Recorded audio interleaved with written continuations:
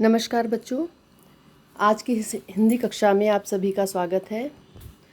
पिछली कक्षा में पिछले दिन हमने मुंशी प्रेमचंद के जीवन परिचय का अध्ययन किया था और आपको ये बताया गया था कि मुंशी प्रेमचंद कहानी के क्षेत्र में, उपन्यास के क्षेत्र में एक ऐसी पहचान बना गए हैं, ऐसी छाप छोड़ गए हैं कि अगर अद्वितीय कहा जाए तो अतिशयोक्ति नहीं होगी।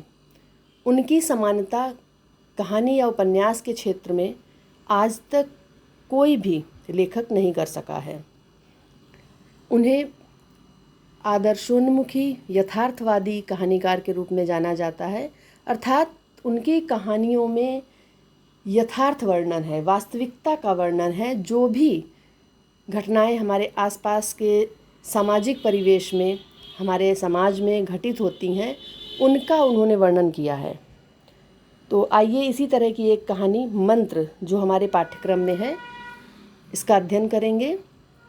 सबसे पहले हम पाठ को पढ़ेंगे, उसके बाद पाठ के जो प्रश्नोत्तर हैं वो बाद में करेंगे। पहले हम कहानी को बहुत अच्छी तरह से मन लगाकर इसे पढ़ेंगे ताकि ये कहानी आपके दिमाग पर पूरी तरह से छप जाए। अर्थात छप जाए से तात्पर्य आपको इसके प्रश्नोत्तर छांटने में कठिनाई ना हो। कहानी में प्रमुख पात्र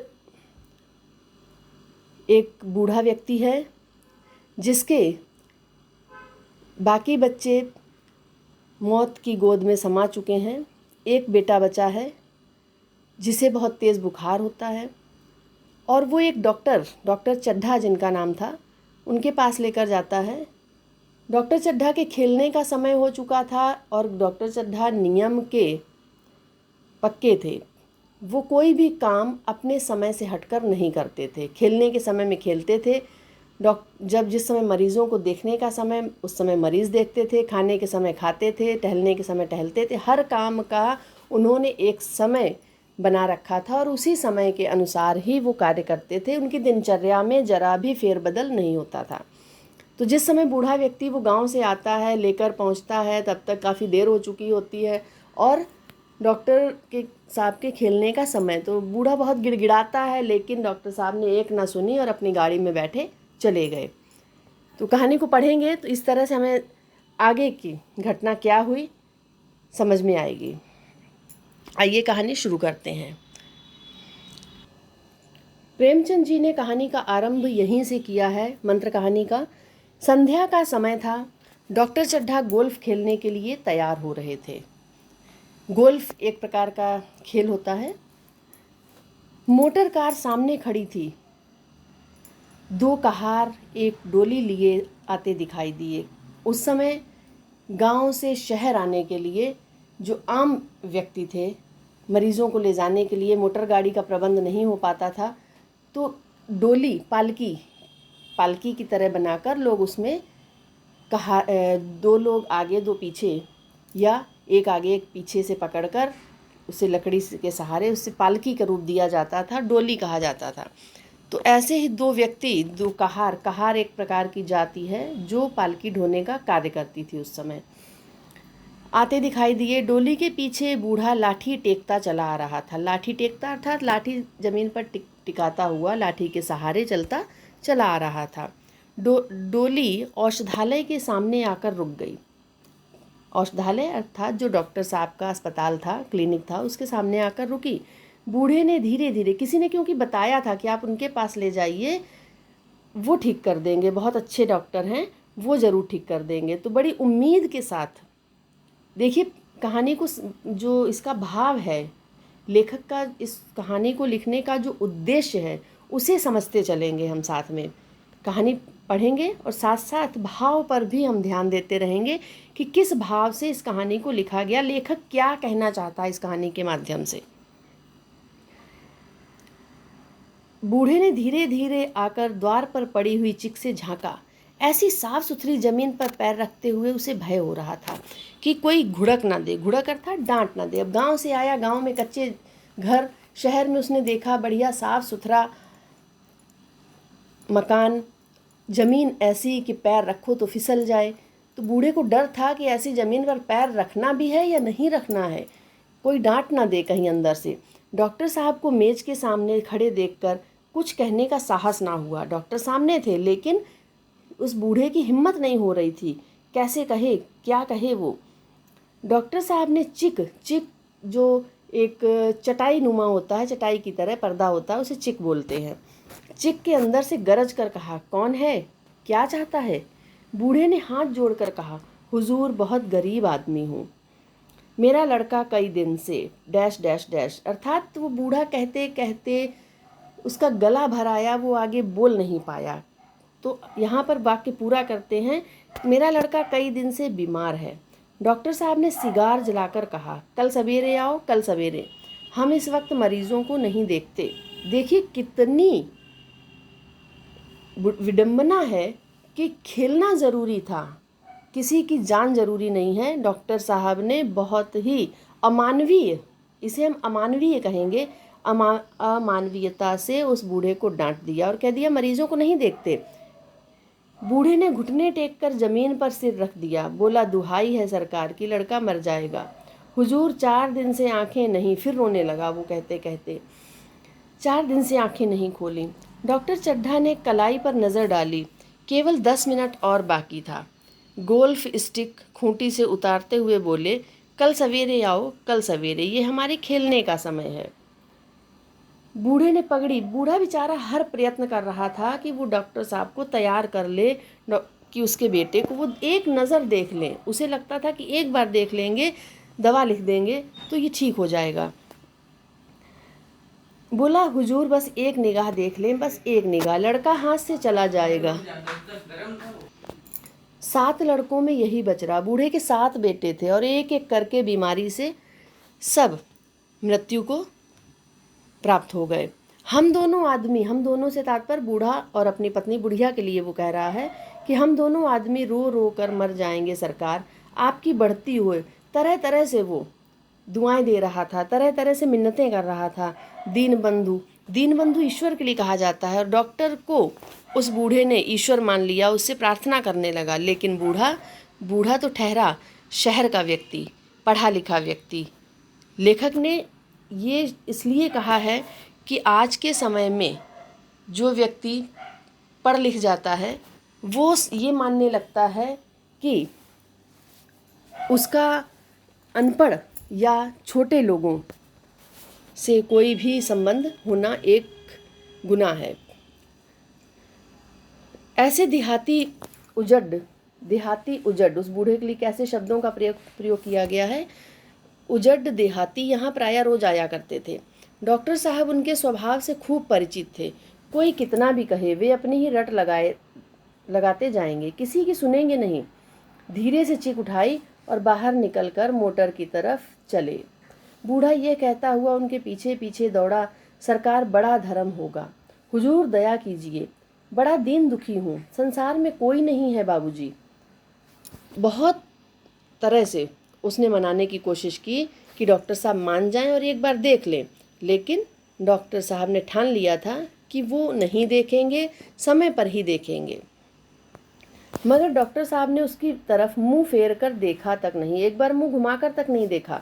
मोटर पर बैठकर बोले, कल सवेरे आना।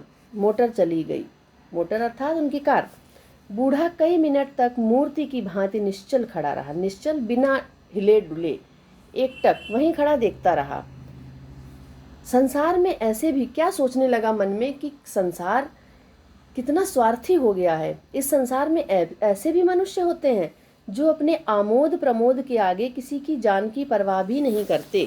आमोद प्रमोद अपने सुख सुविधाएं, अपने भौतिक सुखों के लिए, अपने मनोरंजन के लिए खेलना। अगर एक दिन नहीं खेलते तो कुछ बिगड़ नहीं जाता, लेकिन अगर एक नज़र उस देख लेते उस बेटे को, बूढ़े के, तो शायद उसकी जान बच जाती। बूढ़ा यही सोच रहा था मन ही मन। अब वो बेटे के दुख को, बेटे की बीमारी को, उसके जो मन में पीछे हो गई थी वो घटना, अब उसके मन में क्या चल रहा था, वो सोच रहा था कि संसार इतना स्वार्थी कैसे हो सकता है कि लोग अपने सुख के आगे दूसरे की जान की भी परवाह नहीं करते। शायद इसका उसे अब तक विश्वास ना हुआ था, क्योंकि वो ऐसे समाज से नहीं आता था। भले गांव से था, लेकिन गांव के लोग, वो सोच रहा था मन में कि गांव के लोग आज भी एक दूसरे के घर में लगी आग को बुझाने, किसी मुर्दे को कंधा देने के लिए, किसी के छप्पर को उठाने के लिए, किसी कलह को शांत करने के लिए सदैव तैयार रहता था। वो ऐसे संसार से था। और ये सभ्य संसार, जो पढ़ा लिखा शहरी वर्ग इतना निर्मम, इतना निर्दयी, इतना कठोर कैसे हो सकता है, इसका अनुभव उसे अब तक ना हुआ था। अब उसे इस बात का एहसास हो चला था कि इससे अच्छा तो अनपढ़ समाज है, गांव के लोग हैं, जिन्हें गंवार कहा जाता, देहाती कहा जाता है, लेकिन वो इनसे अच्छे हैं, क्योंकि वो उन्हीं पुराने ज़माने के जीवों में से था जो दूसरे के घर की आग को बुझाने, अर्थात किसी के घर में कोई समस्या हो तो पूरे गांव के लोग जुट पड़ते, मुर्दे को कंधा देने, किसी के घर में कोई दुख आ जाए, संकट आ जाए, किसी की मृत्यु हो जाए तो ऐसे लगता था कि पूरे गांव में मातम छाया है, हर व्यक्ति दुखी होता था। लेकिन शहर में व्यक्ति केवल अपने दुख से दुखी होता है। किसी के छप्पर को उठाने, किसी कलह को शांत करने के लिए सदैव तत्पर रहता था। लोग सदैव तैयार रहते थे दूसरों की समस्याओं को सुलझाने के लिए, दूसरों के दुखों में भागीदारी करने के लिए। जब तक बूढ़े को मोटर दिखाई दी, तब तक वो खड़ा टकटकी लगाए उस ओर ताकता रहा। जब तक वो कार वहाँ से चली नहीं गई, उसकी आंखों से ओझल नहीं हो गई, तब तक वो बूढ़ा देखता ही रहा। शायद उसे के मन में कहीं एक कोने में अभी भी ये उम्मीद थी कि डॉक्टर साहब वापस आएंगे और उसके बेटे को देखेंगे। जब वो कार चली गई, दिखाई देना बंद हो गई, उसने कहारों से डोली उठाने को कहा। डोली जिधर से आई थी उधर ही चली गई। चारों ओर से वह निराश होकर डॉक्टर चड्ढा के पास आया था। हर जगह, हर वैद्य, हकीम, छोटे डॉक्टर, सभी से हार कर, निराश होकर, इनका नाम सुनकर वो डॉक्टर चड्ढा के पास आया था। बड़ी तारीफ सुनी थी। यहाँ से निराश होकर फिर वह किसी दूसरे डॉक्टर के पास ना गया। किस्मत ठोक ली। उसने मान लिया कि यही हमारी किस्मत में है, शायद हमारी किस्मत में औलाद का सुख नहीं है। उसी रात को हंसता खेलता उसका 7 साल का बालक अपनी बाल लीला समाप्त करके इस संसार से सिधार गया। बूढ़े माँ बाप के जीवन का यही आधार था। इसी का मुंह देखकर जीते थे। इस दीपक के बुझते ही जीवन की अंधेरी रात भाएं भाएं करने लगी। भाएं भाएं करना अर्थात सन्नाटा हो जाना। सन्नाटे में कोई भी आवाज़ सुनाई देती है, और भाएं भाएं एक प्रकार की ऐसी आवाज़ है जो दुख ही दुख देती है, जो व्यक्ति के हृदय में एक भय भर देती है। बुढ़ापे की विशाल ममता टूटे हुए हृदय से निकलकर उस अंधकार में आर्त स्वर से रोने लगी। बिलक बिलक कर रोने लगे वो दोनों बूढ़े। कई साल गुजर गए। इस घटना को कई साल बीत गए। डॉक्टर चड्ढा ने खूब यश कमाया, धन कमाया। समय बीतता गया। बूढ़ा धीरे धीरे, भूल तो नहीं पाया, लेकिन धीरे धीरे उस दुख से निकलकर अपना जीवन जीने लगा। बूढ़ा और बुढ़िया दोनों अपने उसी झोपड़ी में रहते थे, और बूढ़ा झाड़ फूंक का काम करता था, सांप के कांटे का, और इस तरह से जो झाड़ फूंक के कार्य होते हैं वो करता था। दोनों मिलकर रहते थे, अपना गुजारा कर रहे थे। इधर डॉक्टर चड्ढा ने समय के साथ साथ, अच्छे डॉक्टर थे ही, खूब पैसा कमाया, नाम कमाया, और इसके साथ ही साथ डॉक्टर थे तो अपने स्वास्थ्य की भी रक्षा की, क्योंकि उनका खान पान, उनकी दिनचर्या पहले से बंधी हुई थी, जो एक असाधारण बात थी। ये उनके नियमित जीवन का आशीर्वाद था कि 50 वर्ष की अवस्था में चुस्ती फुर्ती युवकों को भी लज्जित करती थी। उनके हर एक काम का नियत समय के कारण ही उस बूढ़े के बेटे की मृत्यु हो गई थी। तो कहीं ना कहीं ये नियत समय दुखदाई भी बना। वह इस नियम से ज्यों भर भी ना टलते थे। ये हम सब ने पीछे पढ़ लिया कि अगर वो इस नियम को टालते तो बूढ़े के बेटे को जरूर देख लेते। बहुधा लोग, बहुधा का अर्थ है अक्सर, स्वास्थ्य के नियमों का पालन उस समय करते हैं जब रोगी हो जाते हैं। आमतौर पर लोग तभी अपने स्वास्थ्य की देखभाल करते हैं या नियम मानते हैं, एक्सरसाइज करते हैं, व्यायाम करते हैं जब वो बीमार होते हैं। लेकिन जो लोग हमेशा इस नियम को मानते हैं, वो उनका स्वास्थ्य हमेशा सही रहता है। डॉक्टर चड्ढा उपचार और संयम का रहस्य खूब समझते थे। उनकी संतान संख्या भी इसी नियम के अधीन थी। केवल 2 बच्चे, एक लड़का और एक लड़की। तीसरी संतान न हुई। श्रीमती चड्ढा अभी भी जवान मालूम होती थी। लड़की का तो विवाह हो चुका था, लड़का कॉलेज में पढ़ता था। माता पिता के जीवन का वही आधार था, शील और विनय का पुतला। बड़ा ही रसिक, रसिक का अर्थ है मजाकिया और मौज मस्ती में रहने वाला। बड़ा ही उदार, खुले दिल वाला, विद्यालय का गौरव, युवक समाज की शोभा, ये उनके बेटे की विशेषताएं। मुखमंडल से तेज की छटा निकलती थी। आज उसी की 20वीं सालगिरह थी। आज उनका बेटा 20 साल का होने जा रहा था। उसी के जन्मदिन की पार्टी चल रही थी, जन्मदिन महोत्सव मनाया जा रहा था। संध्या का समय था। देखिए, एक उस दिन संध्या का समय था जब बूढ़ा आया था, दूसरा आज का दिन दिखाया लेखक ने। संध्या का समय था, हरी हरी घास पर कुर्सियां बिछी थी, मतलब बहुत सारी तैयारियां की गई थी जश्न की, महोत्सव की। शहर के रईस और हुक्काम एक तरफ, कॉलेज के छात्र दूसरी तरफ बैठे भोजन कर रहे थे। बिजली के प्रकाश से सारा मैदान जगमगा रहा था। आमोद प्रमोद का सामान भी जमा था। आमोद प्रमोद, मौज मस्ती का, मनोरंजन का। छोटा सा प्रहसन खेलने की, प्रहसन एक प्रकार का नाटक। प्रहसन स्वयं कैलाशनाथ ने लिखा था। कैलाशनाथ कौन था? डॉक्टर के बेटे का नाम था कैलाशनाथ। वही मुख्य एक्टर भी था। इस समय वह एक रेशमी कमीज पहने, नंगे सिर नंगे पांव इधर से उधर मित्रों की आवभगत में लगा हुआ था। कोई पुकारता, कैलाश जरा इधर आना। कोई उधर से बुलाता, कैलाश क्या उधर ही रहोगे। सभी उसे छेड़ते, चुगलें करते थे। बेचारे को जरा दम मारने का भी अवकाश ना मिलता था। सहसा एक रमणी, रमणी का अर्थ है स्त्री, एक युवती, स्त्री नहीं कहेंगे, युवती, लड़की ने उसके पास आकर कहा, क्यों कैलाश, तुम्हारा सांप कहाँ है? जरा मुझे दिखा दो। कैलाश ने उससे हाथ मिलाकर कहा, मृणालिनी, इस वक्त क्षमा करो, कल दिखा दूंगा। मृणालिनी ने आग्रह किया, जी नहीं, तुम्हें आज दिखाना पड़ेगा, मैं आज नहीं मानने की, तुम रोज कल कल करते हो। कैलाश को सांप पालने का शौक था और उसी के कॉलेज की एक लड़की जिससे कैलाश ने बताया था सांपों के बारे में, तो उसने कई बार उससे कहा, मुझे सांप दिखाओ। हर बार वो टाल जाता, लेकिन आज वो अड़ गई कि मुझे आज जरूर देखना है। मृणालिनी और कैलाश दोनों सहपाठी थे, दोनों एक साथ पढ़ते थे और एक दूसरे से प्रेम करते थे। कैलाश को सांपों के पालने, खिलाने और नचाने का शौक था। कैलाश सांप को पालता था और बिना दांत तोड़े उनके साथ खेलता, खिलाता और नचाता भी था। उन्हें तरह तरह के सांप पाल रखे थे। उनके स्वभाव और चरित्र की परीक्षा करता रहता था। थोड़े दिन हुए, उसने विद्यालय में सांपों के एक मार्के पर व्याख्यान दिया था। सांपों को नचाकर दिखाया भी था। प्राणी शास्त्र के बड़े बड़े पंडित भी व्याख्यान सुनकर दंग रह गए थे। यह विद्या उसने एक बूढ़े सपेरे से सीखी थी। सांपों की जड़ी बूटियां जमा करने का उसे मर्ज था। इतना पता भर मिल जाए कि किसी व्यक्ति के पास कोई अच्छी जड़ी है, फिर उसे चैन ना आता था। उसे शौक था, मर्ज मतलब उसे शौक था, उसे लेकर ही छोड़ता था। यही व्यसन था। व्यसन का अर्थ है बुरी आदत। उसे यही बुरी आदत थी कि वो जब अड़ जाता था, फिर ये नहीं देखता था कि नुकसान है या फ़ायदा है, इससे कहीं हमें तो नहीं नुकसान हो जाएगा। कह सकते हैं कि जिद्दी स्वभाव का था। इस पर हजारों रुपए फूंक चुका था, क्योंकि पिता के पास अथाह धन था, इसलिए खूब धन भी खर्च कर चुका था। मृणालिनी कई बार आ चुकी थी, पर कभी सांपों को देखने के लिए इतनी उत्सुक ना हुई।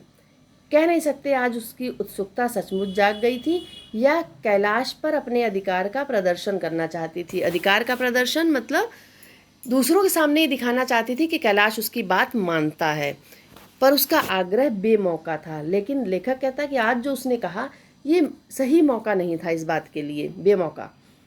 उस कोठरी में कितनी भीड़ लग जाएगी, भीड़ को देखकर सांप कितने चौंकेंगे, रात के समय उन्हें छेड़ा जाना कितना बुरा लगेगा। इन बातों का उसे जरा भी ध्यान नहीं आया। सांप भी तो जीव हैं। देखिए, हमने कहा था कि लेखक ने जो कहानी लिखी है, कहानी के साथ साथ इसका भाव भी हम ध्यान देते रहेंगे। एक तो यहाँ पर ये भाव आया कि जीव जंतु, उन्हें हमें अगर हमारे नियमित समय पर हमें किसी की दखलंदाजी नहीं बर्दाश्त है, नहीं सहन कर सकते हैं, तो उनका भी सोने का समय है, खाने का समय है, तो हम उन्हें क्यों तंग करें? हमें कोई अधिकार नहीं है कि हम उनके सोने के समय में खलल डालें। कैलाश ने कहा, नहीं, कल जरूर दिखा दूंगा। इस वक्त अच्छी तरह दिखा भी ना सकूंगा, कमरे में तिल रखने की जगह भी नहीं मिलेगी। एक महाशय ने छेड़कर कहा, दिखा क्यों नहीं देते? जरा सी बात के लिए इतना टाल मटोल क्यों कर रहे हो? मिस गोविंद हरगिज ना मानना। देखें कैसे नहीं दिखाते। दूसरे महाशय ने और रद्दा चढ़ाया। रद्दा मतलब उसे पानी पर चढ़ा रहे थे, उसे एक तरह से उत्साहित कर रहे थे कि वो मान जाए। मिस गोविंद इतनी सीधी और भोली हैं, अभी आप इतना मिजाज करते हो, दूसरी सुंदरी होती तो इसी बात पर बिगड़ खड़ी होती। उन्होंने और कह दिया। तीसरे साहब ने मजाक उड़ाया। अजी बोलना छोड़ देती। भला कोई बात है? इस पर आपको दावा है कि मृणालिनी के लिए जान हाजिर है, कि मतलब आप बातें ऐसी करते हो और एक जरा सा सांप दिखाने के लिए कह रही, सांप नहीं दिखा रहे हो। मृणालिनी ने देखा कि ये शोधे उसे रंग पर चढ़ा रहे हैं तो बोली, आप लोग मेरी वकालत ना करें, मैं अपनी वकालत खुद कर लूँगी। मैं इस वक्त सांपों का तमाशा देखना नहीं चाहती, चलो छुट्टी हुई। उसने खुद मना कर दिया कि चलो मुझे नहीं देखना है, रहने दो। इस पर मित्रों ने ठहाका लगाया। एक साहब बोले, देखना तो आप सब कुछ चाहें पर दिखाए भी तो। लोगों ने और उसे पानी पर चढ़ा दिया और कि तुम तो देखना चाहती हो, जब दिखाएंगे तब देखोगी ना। कैलाश को मृणालिनी की झेपी हुई सूरत देखकर मालूम हुआ कि इस वक्त मृणालिनी क्या हुआ, झेप गई, संकुचित हो गई। उसे लगा कि जैसे उसका अपमान हो रहा है। इस वक्त उसका इनकार वास्तव में उसे बुरा लगा। ज्यों ही प्रीति भोज समाप्त हुआ, प्रीति भोज खाने का कार्यक्रम जैसे ही समाप्त हुआ, गाना शुरू हुआ, उसने मृणालिनी और अन्य मित्रों को सांपों के दरबे में ले जाकर, दरबा जहाँ पर सांप बंद थे, कमरा, महुअर बीन की तरह होती है, महुअर बजाना शुरू किया। फिर एक एक खाना खोलकर एक एक सांप को निकालने लगा। वाह क्या कमाल था! ऐसा जान पड़ता था कि वे कीड़े उसकी एक एक बात, उसके मन का एक एक भाव समझते हैं। किसी को उठा लिया, किसी को गर्दन में डाल लिया, किसी को हाथ में लपेट लिया, क्योंकि वो सांप उससे परिचित थे, उसकी आवाज़, उसके हाथों को पहचानते थे। मृणालिनी बार बार मना करती, उन्हें गर्दन में ना डालो, दूर से ही दिखा दो, बस जरा सा नचा दो। कैलाश की गर्दन में सांपों को लिपटते देख उसकी जान निकल जाती थी। पछता रही थी, मैंने व्यर्थ ही इनसे सांप दिखाने को कहा, मगर कैलाश सुनता न था। प्रेमिका के सम्मुख अपने सर्प कला प्रदर्शन का ऐसा अवसर पाकर वह कब चूकता। एक मित्र ने टीका की, दांत तोड़ डाले होंगे। किसी ने क्या कहा, दांत तोड़ दिए होंगे तभी ऐसे नचा रहे हैं, ऐसे दिखा रहे हैं। कैलाश हंसकर बोला, दांत तोड़ना मदारियों का काम है, किसी के दांत नहीं तोड़े गए, कहिए तो दांत दिखा दूं। अब और लोगों ने जब कह दिया तो वो दांत दिखाने को तैयार हो गया। इतना कहकर उसने काले सांप को पकड़ लिया और बोला, मेरे पास इससे बड़ा और जहरीला सांप दूसरा नहीं है। अगर किसी को काट ले तो आदमी आनन फानन में मर जाए, लहर भी ना आए। इसके कांटे का मंत्र नहीं, इसके दांत दिखा दूं। क्या कहा उसने कि सबसे बड़ा ये जहरीला सांप है, सबसे बड़ा है, कहो तो इसके दांत दिखा दूं। किसी के दांत नहीं तोड़े हैं, क्योंकि दांत तोड़ना मदारियों का काम है, मैंने इनको पाला है, दांत नहीं तोड़े हैं। तो यहीं तक आज हम पढ़ेंगे, इसके आगे की कहानी अगले वीडियो में। तो ध्यान से इसको सुनिएगा, उसके बाद अगर ठीक से सुन लेंगे तो प्रश्नोत्तर अपने आप कर सकेंगे। धन्यवाद।